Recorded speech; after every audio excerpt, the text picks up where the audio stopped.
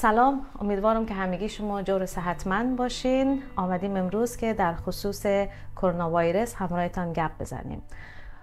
کرونا ویروس در حال افزایش است در جامعه و در بین کامیونیتی ما. به همین دلیل باید ریسک و خطر ابتلا به افزایش کرونا ویروس را کمتر کنیم.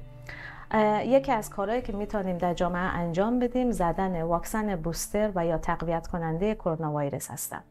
برای همه کسایی که بالای 18 سال هستند توصیه میشه که واکسن بوستر بزنن.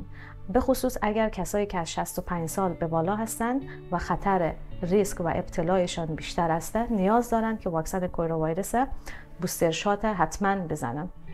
اگر شما سنتان بین 5 سال تا 18 سال و به بالا هسته نیاز دارین که واکسن بوستر بعد از اولین واکسنی که زدین بعد از 6 ماه دوباره بزنین و یا اگر از ابتلای شما به کرونا ویروس 6 ماه گذشته میتونین بعد از 6 ماه دوباره کرونا ویروس واکسن بزنین.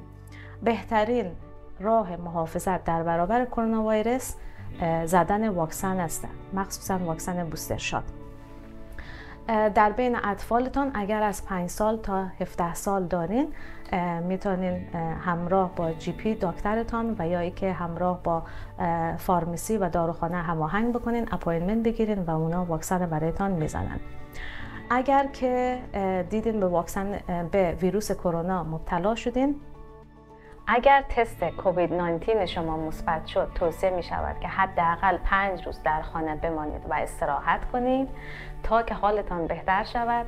اگر علائم خفیف کووید 19 دارید باز هم در خانه بمانید تا حالتان بهتر شود و اگر دیدین که علائم شما رو به پیشرفت است و در واقع حال شما بدتر می شود بهتر است با دکتر فامیلیتان تماس بگیرین و یا ای که با نامبر تلفن 300 تماس بگیرین تا شما را کمک فوری بدهند.